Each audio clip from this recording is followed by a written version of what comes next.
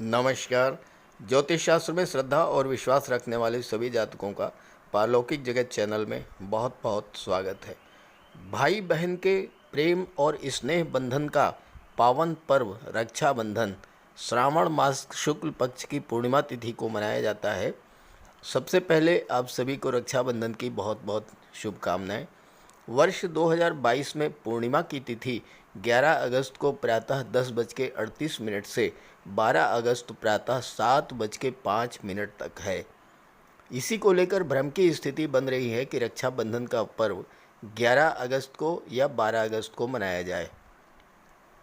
इस वीडियो में इसी बात का विश्लेषण करेंगे कि रक्षाबंधन किस तिथि को मनाया जाना श्रेष्ठ होगा।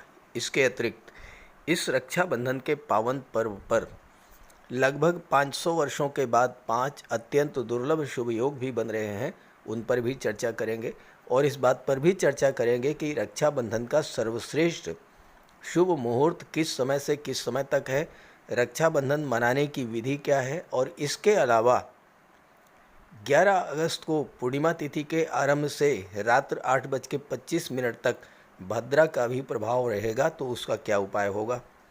साथ ही साथ बात करेंगे उन 6 भाग्यशाली राशियों के बारे में जिन पर अत्यंत दुर्लभ शुभ योगों का सर्वाधिक प्रभाव पड़ेगा और वृश्चिक राशि उनमें से एक है। तो चलिए वीडियो शुरू करते हैं। तो पहले इस बात का विश्लेषण करते हैं कि रक्षाबंधन 11 अगस्त को मनाया जाए या फिर 12 अगस्त को। तो देखिए, श्रावण मास की शुक्ल पक्ष की पूर्णिमा की तिथि को रक्षाबंधन का पावन पर्व मनाया जाता है। इस दिन बहनें भाई को टीका लगाकर, आरती उतारकर राखी बांधती हैं और ये कामना करती हैं कि भाई की आयु में वृद्धि हो, भाई दीर्घायु हो, धन धान्य समृद्धि संपन्नता का, लक्ष्मी का भाई के घर आगमन हो और उसके घर में सुख शांति प्रेम सौहार्द बना रहे। पूर्णिमा की तिथि जो है वो 11 अगस्त को प्रातः 10:30 से और 12 अगस्त प्रातः 7:05 तक है। जो पूर्णिमा की शुरुआत हो रही है वो प्रातः 10:30 से 11 अगस्त को और अगले दिन सुबह 7 बजे तक है। शास्त्रों में जो व्यवस्था दी गई है उसके अनुसार सभी व्रत त्यौहार उदया तिथि को मनाया जाता है। तो पूर्णिमा की तिथि का उदय कब हो रहा है? 11 अगस्त को प्रातः 10:30 पर। तो इसलिए रक्षाबंधन 11 अगस्त को ही मनाया जाना उचित होगा। इसके अलावा और भी कारण हैं जो मैं आपको समझाने चल रहा हूँ। 11 अगस्त को 5 अत्यंत दुर्लभ शुभ योग बन रहे हैं जो लगभग 500 वर्षों के बाद बनेंगे।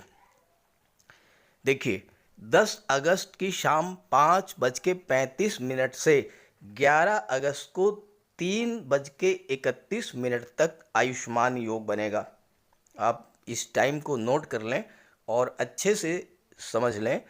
10 अगस्त को शाम 5:35 से लेकर के और 11 अगस्त को शाम 3:31 तक आयुष्मान योग बन रहा है। आयुष्मान योग आयु में वृद्धि का योग होता है और रक्षाबंधन में भाई की आयु के वृद्धि की कामना की जाती है। इसलिए 3:31 से पहले ही रक्षाबंधन मनाना ठीक रहेगा। दूसरी बात, 11 अगस्त को शाम 5:30 से 6:53 तक रवि योग बन रहा है। 11/8 को शाम 3:32 से 12 अगस्त 12:33 तक सौभाग्य योग बन रहा है। इसके अलावा 11 अगस्त को ही पूरे दिन गज केसरी राजयोग बनेगा और पूरे दिन महालक्ष्मी योग भी बनेगा। तो इस तरह से सभी पांचों शुभ योग 11 अगस्त को ही बन रहे हैं और इसलिए 11 अगस्त को ही रक्षाबंधन मनाना उचित होगा। अब समस्या ये आ रही है कि शुभ मुहूर्त की बात करें तो कौन सा शुभ मुहूर्त है? तो शुभ मुहूर्त सबसे जो श्रेष्ठ बन रहा है वो है दोपहर 12:06 से और 12:57 तक, 11 अगस्त को दोपहर 12:06 से और 12:57 तक ये सर्वश्रेष्ठ मुहूर्त है, क्योंकि 12:06 से 12:57 तक ये अत्यंत शुभ मुहूर्त है। अभिजीत मुहूर्त इसको कहा जाता है। 12:06 से 12:57 तक अभिजीत मुहूर्त रहेगा और अभिजीत मुहूर्त में जो भी कार्य किया जाता है वह कार्य सिद्ध होता है। तो इसलिए रक्षाबंधन का सर्वश्रेष्ठ मुहूर्त जो है वो 12:06 से 12:57 तक 11 अगस्त को होगा। हालांकि जो लोग किन्हीं अपरिहार्य कारणवश इस समय रक्षाबंधन ना मना पाएँ तो 11 अगस्त को ही शाम 5 से 6 बजे के बीच, शाम 5 बजे से 6 बजे के बीच शुभ का चौघड़िया है। दोपहर 2:08 से और 3:45 को छोड़ करके अन्य किसी भी समय में आप रक्षाबंधन मना सकते हैं। देखिए, दोपहर 2:08 से, इस समय को भी आप नोट कर लें, बहुत महत्वपूर्ण है। 2:08 से और 3:45 तक राहु काल रहेगा। राहु काल में कोई भी शुभ कार्य नहीं किया जाता है। तो राहु काल को छोड़ करके आप 11 अगस्त को प्रातः 10:30 से लेकर और 12 अगस्त प्रातः 7:05 के बीच अन्य किसी भी समय आप रक्षाबंधन का पर्व मना सकते हैं। वैसे जो सर्वश्रेष्ठ समय है वो 12:06 से लेकर के और 12:57 तक रहेगा। देखिए, भूल करके भी 2:08 से और 3:45 के बीच में रक्षाबंधन मत मनाइएगा। अब दूसरी बात हम बात कर लेते हैं कि भद्रा काल के बारे में। तो देखिए, जैसे ही पूर्णिमा की तिथि का आरंभ होगा उसके बाद से ही भद्रा काल शुरू हो जाएगा और रात्रि 8:25 तक भद्रा का प्रभाव रहेगा। जहाँ तक भद्रा के प्रभाव की बात है, शास्त्रों के अनुसार जब चंद्रमा का गोचर कन्या, तुला, धनु और मकर राशि में होता है तो भद्रा पाताल में निवास करती है। ये बहुत महत्वपूर्ण बात है, इसको आप बहुत ध्यान से समझ लीजिएगा कि चंद्रमा का गोचर कन्या राशि में या तुला राशि में या धनु राशि में या मकर राशि में जब होता है तो भद्रा का निवास पाताल लोक में होता है। तो 11 अगस्त को चंद्रमा का गोचर मकर राशि में है तो भद्रा पाताल लोक में गोचर रहेगी, इसलिए कोई विशेष प्रभाव नहीं पड़ेगा, एक बात। दूसरी बात, चंद्रमा और शुक्र का गज केसरी राजयोग भी बनेगा, इसलिए 11 अगस्त को ही सर्वश्रेष्ठ मुहूर्त बन रहा है। गज केसरी राजयोग पर एक वीडियो मैंने ऑलरेडी अपलोड कर रखा है, आप उसे देख लेंगे तो उससे आपको और सुविधा होगी। फिर भी उपाय के तौर पर भद्रा दोष से बचने के लिए दोपहर के बाद किसी शुभ कार्य को आरंभ करें, यानी 12 बजे के बाद। और शुभ मुहूर्त 11 अगस्त को 12:06 से और 12:57 के बीच में सर्वश्रेष्ठ मुहूर्त बन रहा है, तो कोई दिक्कत नहीं आएगी। दोपहर के बाद किसी शुभ कार्य को आरंभ करें और अपने इष्ट देव को नमन करके ही कार्यक्रम की शुरुआत करें। अब बात करेंगे विधि क्या होगी। तो देखिए, रक्षाबंधन के दिन स्टील की थाली में रोली, चंदन, अक्षत, मिठाई, घी का दीपक और एक पानी वाला नारियल, जिसके चारों तरफ रोली और मौली बांध करके और उसमें कुछ दक्षिणा बांध दें। इसके बाद पूजा की थाली में दीपक जलाकर भगवान की आरती करें। फिर अपने मंदिर के देवता को राखी अर्पित करें। इसके बाद भाई को पूरब या उत्तर की दिशा में मुंह करके बैठा दें। भाई के सिर पर रुमाल रखें। उसके बाद भाई को रोली, चंदन, अक्षत का तिलक लगाएं और फिर भाई की दाहिनी कलाई पर राखी बांधें। आरती उतार करके मिठाई खिलाएं और भगवान से उनकी लंबी आयु की प्रार्थना करें।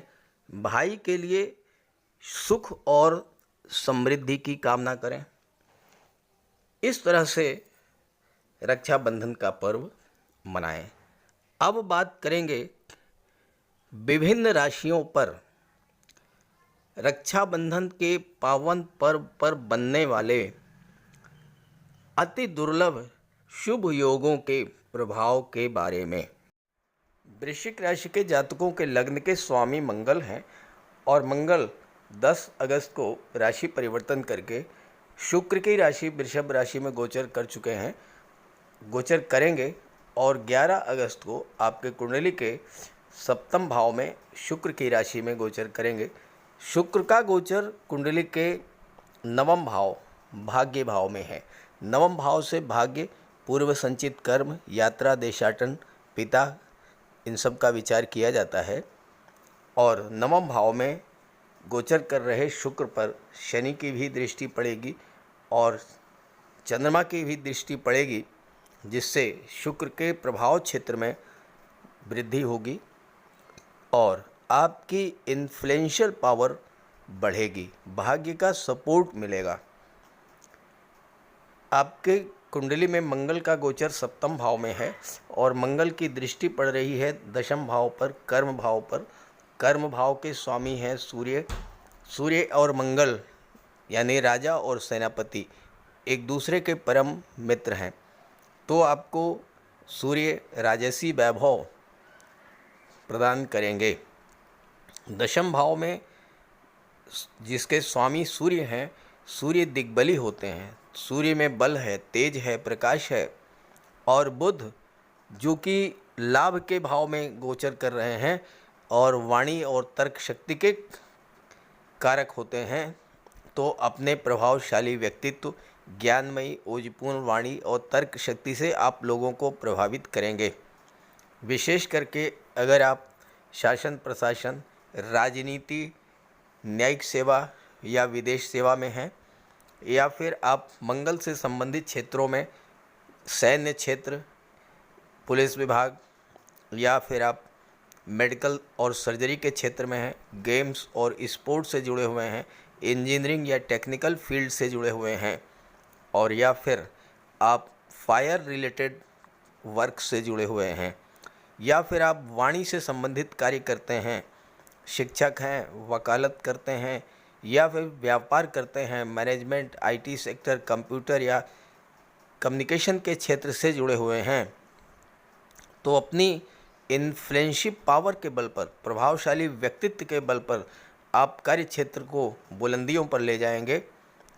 आप लोगों का नेतृत्व करेंगे और राजनीति और व्यापार के क्षेत्र में उच्च पद प्राप्त करेंगे। हर कार्य में भाग्य का फुल सपोर्ट आपको मिलेगा, क्योंकि यहाँ पर शुक्र अत्यंत बलवान स्थिति में है और बलवान शुक्र के प्रभाव से भाग्य का पूरा सपोर्ट मिलेगा।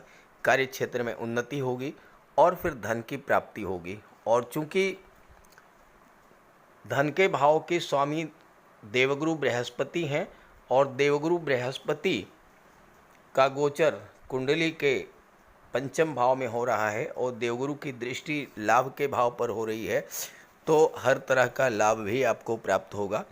धन का लाभ, संतान का लाभ, धन की कमी तो बिल्कुल नहीं होगी। चूँकि दूसरे भाव के स्वामी भी देवगुरु बृहस्पति हैं, तो धन का संचय भी होगा, निवेश भी होगा। बुध चूँकि लाभ भाव के स्वामी हैं, अष्टम भाव के भी स्वामी हैं, अचानक से भी धन की प्राप्ति आपको होने जा रही है। हालांकि मंगल के प्रभाव से वाणी में थोड़ी उग्रता रहेगी, लेकिन मंगल जब सप्तम भाव में होते हैं तो या तो अर्श पर रखते हैं या फर्श पर रखते हैं, यानी मंगल बीच की स्थिति स्वीकार नहीं करते हैं, हमेशा आपको बुलंदियों पर ले जाने का प्रयास करते हैं। और मंगल के प्रभाव से आप हर क्षेत्र में, विशेष करके व्यापार के क्षेत्र में, आप बुलंदियों को हासिल करेंगे। अब यहाँ पर एक चीज़ आपको ध्यान में रखनी है कि शनि और चंद्रमा की युति बनेगी 11 और 12 अगस्त को। तो ऐसे में आपको थोड़ी सी मानसिक चिंता, मानसिक अशांति रह सकती है।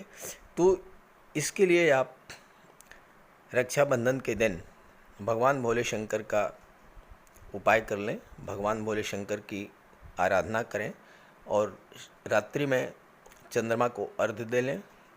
इसके साथ ही साथ आप, चूँकि शुक्र अत्यंत बलवान स्थिति में है और धन के कारक हैं, माता लक्ष्मी की उपासना अवश्य करें। रक्षाबंधन से पूर्व अपने इष्ट देव को नमन करके ही रक्षाबंधन का पर्व मनाएं और घर को साफ सुथरा रख लें, कबाड़ बिल्कुल हटा दें और स्वच्छ वस्त्र धारण करें। और जहाँ तक हो सके आपसे जितना बने उतना आप गरीबों की मदद करें। रक्षाबंधन के दिन किसी भी दीन दुखी, लाचार, असहाय व्यक्ति को आप भोजन, वस्त्र, फल, मिष्ठान ये सब दे सकते हैं और इससे आपको बहुत बड़ा लाभ मिलेगा। नमस्कार।